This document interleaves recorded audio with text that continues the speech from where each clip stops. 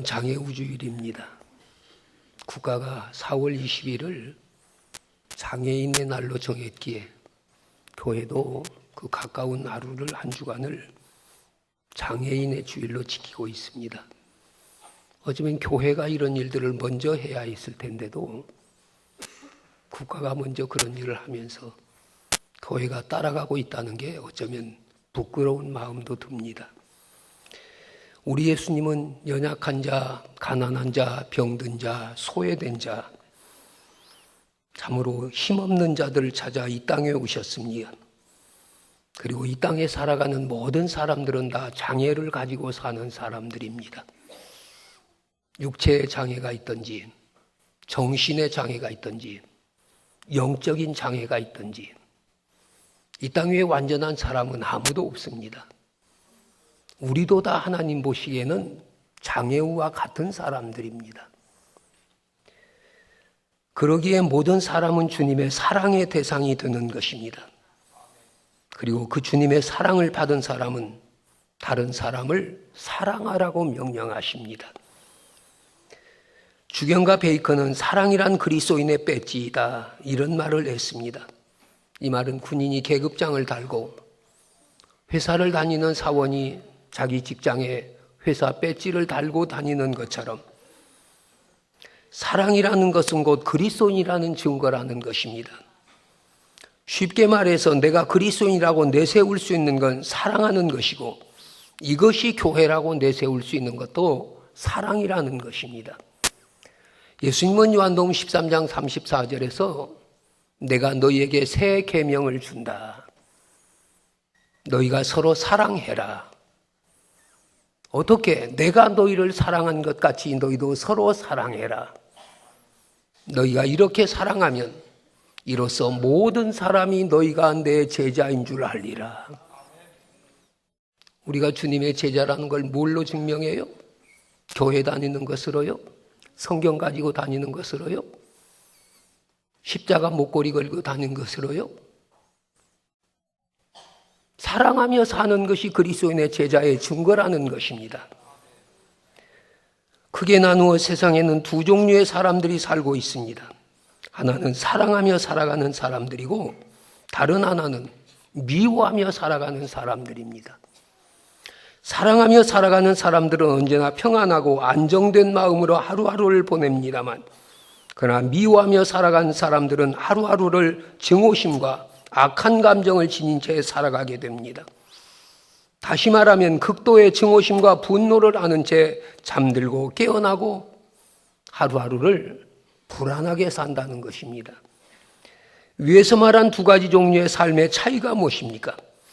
사랑하며 용서하며 살아가는 생활을 신선한 바람이 부는 전원의 생활에 비교한다면, 미움과 분노로 지노는 생활은 황사가루가 짙게 깔린 현장과 같다고 볼 수 있을 것입니다. 오늘 사도 요한은 하나님은 사랑이시라, 하나님은 사랑이시라, 이렇게 선언합니다. 그 뜻은 우리가 믿는 하나님은 사랑이시라는 뜻이고, 그 하나님께서 하신 모든 일들도 다 사랑의 행위였다는 것입니다. 우리가 사랑이신 하나님을 믿는다면 우리들의 삶 역시 사랑으로 이어져야 하는 건 두말할 나위가 없습니다. 그럼에도 불구하고 우리들 마음속에는 사랑하는 마음보다는 미워하는 마음이 더 짙게 깔리고 있는가 하면, 용서하는 마음보다는 용서하지 못하는 마음들로 가득 차 있습니다. 바울은 고린도전서 12장에서 하나님이 주신 은사를 말합니다. 그리고 마지막 결론으로 내가 너희에게 더욱 좋은 것을 보이리니 참으로 너희는 가장 좋은 길을 보이리라고 하셨습니다. 내가 더욱 큰 은사를 사모하라. 내가 너희에게 가장 좋은 길을 보이리라. 그리고 고린도전서 13장에서 사랑을 말합니다. 사랑이 무엇인가를 말하고, 그리고 결론으로 믿음, 소망, 사랑은 항상 있을 것인데 그 중에 제일은 사랑이라. 믿음이 귀하고 소망이 귀하지만 그래도 사랑이 제일이라는 것입니다. 소망도 믿음 있는 소망이야 하며 사랑도 사랑 있는 믿음이어야 합니다. 돈을 주는 것도 쉽고 옷을 주는 것도 쉽지만 엄격한 의미에서 사랑을 주는 건 쉬운 일이 아닙니다. 점심을 대접하고 커피를 하는 건 쉽지만 사랑을 주는 건 쉽지 않습니다. 오늘의 우리 모든 크리스천들의 가장 큰 기도의 제목은 하나님, 내가 사랑의 사람이 되게 하소서. 가장 큰 은사인 사랑의 은사를 내게 주소서. 이게 오늘 우리들의 기도의 제목이 되어야 합니다. 우리가 형제나 이웃을 사랑하는 방법을 크게 둘로 나눌 수 있을 것입니다. 그것은 곧 조건을 따라 조건부로 사랑하는 방법과 조건에는 상관없이 무조건 사랑하는 방법이 있습니다. 우리들의 경우 대부분은 다 조건부 사랑입니다. 조건부란 무엇을 해주었기 때문에, 무엇이 되기 때문에, 어떤 관계가 있기 때문에 사랑하는 걸 의미합니다. 조건 없이 그 누군가를 사랑하는 건 결코 쉬운 일은 아닙니다. 사랑의 절정이 있다면 그건 조건 없이 사랑하는 것입니다. 켈리 콜린스가 쓴 크리스천 카운셀링이라는 책 속에 이런 이야기가 실려 있었습니다. 어떤 설교자가 교회에서 내가 다음 주엔 역사상 가장 위대하며 짧은 설교를 하겠노라 광고를 합니다. 그 설교가 무엇일까? 다음 주에 교회에 앉을 자리가 없을 정도로 사람들이 꽉 찼습니다. 그날 그가 역사상 가장 짧은 설교는 단 한마디 사랑이었습니다. 사람들은 사랑에 대하여는 많이 알고 있고 사랑에 대해서는 많은 말들을 하고 있습니다. 그리고 우리가 보는 TV 연속극, 영화, 소설 주제 다 사랑입니다. 사랑에 대하여 그렇게 많은 말들을 하고 있지만 사랑의 진정한 의미라든지 그 실천에 관하여는 올바로 깨닫지도 못하고 파악지도 못하며 살아갑니다. 사랑에 대하여 관심을 가지고 있지만 실천하지 못하고 있는 실정입니다. 오늘 본문은 8절에서도 16절에서도 하나님은 사랑이시라 그렇게 선언하면서 서로 사랑하라고 권고하고 있습니다. 왜 사랑해야 되며 어떻게 사랑해야 하는가를 본문은 우리에게 교훈합니다. 왜 우리가 사랑하며 살아야 합니까? 주님의 명령이기 때문입니다. 사도 요한은 말년 행한 설교의 주제를 사랑으로 정했다고 합니다. 몸이 불편하여 걷는 것이 자유롭지 못할 때 청년들이 사도 요한의 의자를 강단 위에 올려놓으면 사도 요한은 설교를 할 때마다 서로 사랑하라는 말을 했다는 것입니다. 하도 사랑하라는 말을 설교를 자주 하니까 제자들이 하루는 물었습니다. 선생님, 서로 사랑하는 말 외에 다른 말이 없느냐고 묻자 사도 요한은 세상에 이보다 더 좋은 말이 어디 있느냐 그리고 대답했다는 것입니다. 그러면 사도 요한이 그토록 힘을 기울여 강조하고 가르쳤던 그 사랑은 어디서 배운 것이었습니까? 요한일서 3장 11절 보면 우리는 서로 사랑할지니 이는 너희가 처음부터 들은 소식이라. 여기서 말하는 처음부터 소식이란 말의 뜻은 예수 믿기 시작한 때부터 들은 소식이란 뜻도 있고 요한 자신이 주님으로부터 맨 처음 들은 소식이라는 뜻도 있습니다. 예수님의 제자들은 3년 동안 주님을 따라다니면서 주님이 제일 원하시고 바라시는 것이 무엇인가를 알게 되었습니다. 그것은 다름 아닌 서로 사랑하는 것이라는 사실입니다. 이것을 누구보다 깊이 깨닫고 아는 요한이었기 때문에 그는 그의 사랑하는 제자들에게 서로 사랑해야 된다는 걸 가르쳤고 강조하고 있는 것입니다. 10남매를 키웠다는 어느 자매님에게 물었습니다. 10남매를 키우면서 제일 힘들고 어려웠던 일이 무엇이었느냐고. 그 어머니의 대답은 10남매가 서로 싸우고 다툴 때였다는 대답입니다. 돈이 모자라는 것보다 양식이 모자라는 것보다 더 근심스럽고 마음 아픈 것은 형제가 우애하지 못하고 서로 시기하고 질투하고 싸우는 것이었다는 이야기입니다. 우리는 다 하나님의 한없는 사랑을 받은 사람들입니다.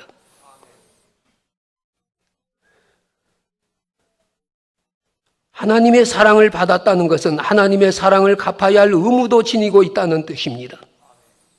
우리는 사랑 가운데서 최고의 사랑, 가장 위대한 사랑, 가장 큰 사랑을 받았습니다. 오늘 본문 9절은 하나님의 사랑이 우리에게 이렇게 나타난 바 되었으니 하나님이 자기의 독생자를 세상에 보내심은 그로 말미암아 우리를 살리려고 하심이라. 독생자 예수 그리스도를 조건 없이 주신 사랑을 우리는 받았습니다. 그 사랑 받았기 때문에 우리도 그 사랑을 실천하시기를 바랍니다. 흔히 돈 빚진 것만 빚으로 생각합니다만 사랑의 빚은 그보다 더 큰 빚입니다. 우리는 그 사랑의 빚도 갚으며 살아가시기를 바랍니다. 사랑의 빚진 자들은 그 빚을 갚아야 떳떳한 성도의 구실을 다할 수 있는 것입니다. 주님의 사랑을 받은 사람들이기에 우린 그 사랑의 명령을 따라 이 땅 위에 사랑의 삶의 모습들이 보여지시기를 바랍니다. 왜 우리가 사랑하며 살아야 합니까? 사랑이 두려움을 내어쫓기 때문입니다.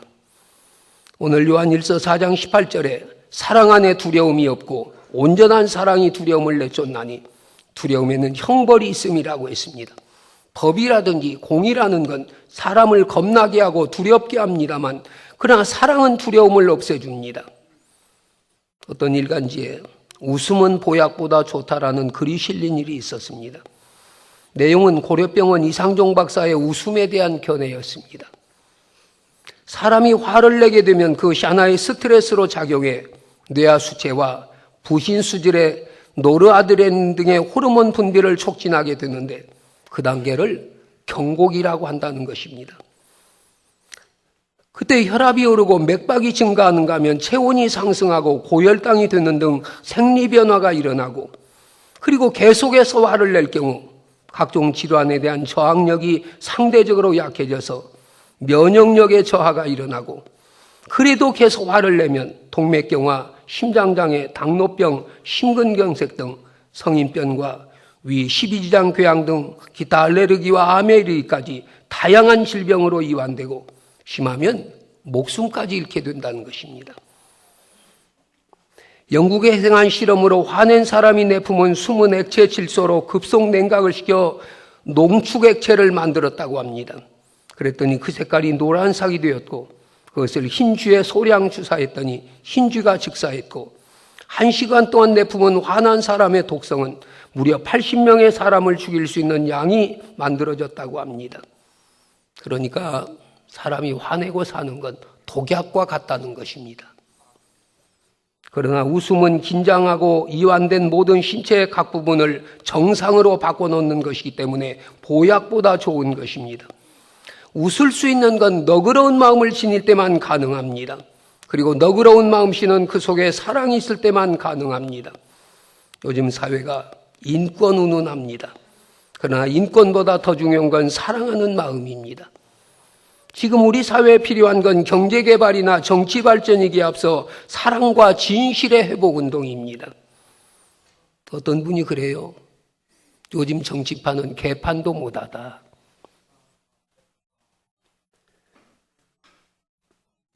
여러분, 대형 사고가, 대형 사건이 발견될 때마다 거기에 꼭 크리스찬들이 들어있거든요. 그렇지 않아요? 무기개발에도 장로가 들어있고 요새 정치 문제에도 장로라는 사람이 만들어 놓았고 이게 얼마나 부끄러운 일이에요?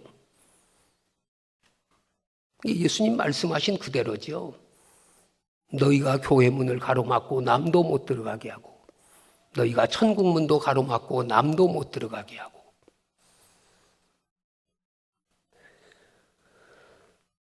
그렇지 않아도 교회가 위기를 맞는 판에 모든 사건의 중심에 교회 직분을 가진 사람들이 들먹거리니까 세상 사람들이 비난하기가 얼마나 좋아요? 우리는 누구를 탓할 것 없습니다. 먼저 우리 자신이 서로를 믿고 사랑하는 운동을 일으켜야 합니다. 밤거리를 돌아다녀도 두려움이 없는 사회, 집을 비워놓고 다녀도 걱정이 없는 사회, 부모들이 마음 졸이지 않고 자식 때문에 걱정하지 않는 사회가 만들어져야 합니다. 강아지를 보고 자지럽게 울던 3살 난 아이가 강아지보다 더 우람하고 큰 물체를 보자 울음을 그쳤습니다. 그리고 그 품에 안겼습니다. 그 아기의 엄마였기 때문입니다. 아기한테 엄마의 품은 사랑과 안정은 평화의 품입니다. 그 품 속엔 두려움이 없습니다. 여러분, 우린 사회 속에 무섭게 깔려있는 두려움을 없애려면 먼저 우리 안에 주님의 사랑이 있어 우리가 살아가는 그 자리에 우리가 사랑의 씨앗을 심어야 합니다. 사랑의 나무를 키워야 합니다. 사랑만이 두려움을 없앨 수 있고 이 사회를 정직한 사회로, 진실한 사회로 만들 수 있기 때문입니다.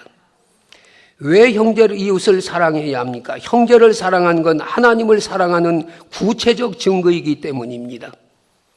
오늘 본문 7절 8절 보면 사랑하는 자들아 우리가 서로 사랑하자. 사랑은 하나님께 속한 것이니 사랑하는 자마다 하나님께로 나서 하나님을 알고 사랑하지 아니하는 자는 하나님을 알지 못하냐니 하나님은 사랑이시라. 30절도 누구든지 하나님을 사랑하노라고 형제를 미워하면 거짓말하는 자니 보는 바 그 형제를 사랑하지 아니하는 자가 보지 못하는 바 하나님을 사랑할 수 없느니라. 우리가 여기서 주목할 것은 하나님을 얼마나 사랑하느냐의 척도를 가름하는 기준이 형제를 얼마나 사랑하느냐로 측정된다는 사실입니다. 하나님 사랑하라고 하면서 이웃과 원수 맺고 사는 건 거짓말입니다. 예수 잘 믿는다고 하면서 형제와 담 쌓고 사는 것도 거짓말입니다. 하나님 사랑한다고 하면서 형제를 사랑하지 못하고 괴롭히고 상처를 준다면 그것도 거짓말입니다. 요한일서 2장 4절 보면 그를 아노라고 그의 계명을 지키지 않는 자는 거짓말하는 자다. 서로 사랑하라는 계명을 지키지 않은 걸 예수님을 아는 사람도 아니고 예수님을 믿는 사람도 아니라는 뜻입니다. 지금 우리가 살고 있는 세상은 온통 불신과 긴장과 증오가 안개처럼 드리워 있습니다. 누가 무슨 소리를 해도 그 소리를 그대로 받아들이거나 믿으려 하지 않습니다. 그리고 신불신을 막론하고 세상 돌아가는 꼴을 보면서 말세라고 지탄을 하고 있습니다. 그러나 세상 돌아가는 꼴보다 더 무섭고 두려운 건 내 마음속에 자리 잡고 있는 시기와 증오와 편견과 미움과 교만입니다. 어떤 처리는 사람의 마음은 작은 우주라고 표현했습니다. 이 작은 우주가 저마다 제정신을 못 차리고 탐욕과 시기와 질투와 불신과 증오와 교만으로 뒤범벅이 되어 있습니다. 여러분, 세상은 그런다 해도 그리스도인들만은 달라야 합니다. 그런 자리라도 우리가 사랑의 씨를 심으시기를 바랍니다. 사랑의 나무를 가꾸시기를 바랍니다. 부부끼리도 서로 사랑해야 하며 부모 자식끼리도 서로 사랑해야 하며 형제끼리도 서로 사랑해야 하며 교인끼리도 서로 사랑해야 합니다. 어떻게 사랑할 수 있습니까? 그것은 우리 주님의 사랑을 생각하고 주님의 사랑을 바라보며 살면 가능합니다. 성서는 원수까지 사랑하라고 하는데 원수 사랑은 뒤로 미루더라도 형제, 부모, 부부, 교인 간의 사랑을 회복하시기를 바랍니다. 그리고 육신적으로, 정신적으로, 영적으로 연약한 자들을 주님의 마음으로 사랑하시기를 바랍니다. 제가 신학교 다니면서 제일 많이 드렸던 기도가 주님 나 위하여 모든 것 주셨으니 나 모든 것 주님 드리며 살기를 원합니다. 어린아이 하나까지라도 사랑할 수 있는 마음 가지고 목회하는 목회자가 되기를 원합니다. 신학교 다니며 제일 많이 드렸던 기도이지만 그렇게로 못 산 게 참 하나님께 죄송스럽죠. 주님의 말씀에 귀를 기울이시기를 바랍니다. 새 계명을 너희에게 주노니 서로 사랑하라. 내가 너희를 사랑한 것 같이 너희도 서로 사랑하라. 너희가 서로 사랑하면 이로써 모든 사람이 너희가 내 제자인 줄 알리라. 여러분, 사랑하며 사는 사람들이 모인 곳이 지상 천국입니다. 미워하며 사는 사람들이 모인 곳이 지상 지옥입니다. 우리의 가정이 서로 사랑하면 가정 천국이 될 수 있고, 우리 교회가 서로 사랑하면 교회 천국이 될 수 있지만, 가정도 서로 미워하면 지상 지옥이 되고, 교회도 서로 미워하면 지상 지옥이 되어집니다. 내가 살아가는 삶의 자리, 나로 인해서 사랑의 자리가, 사랑의 환경이 만들어지는 하나님의 종들로 살아가시기를 주님의 이름으로 축원합니다. 기도하시겠습니다.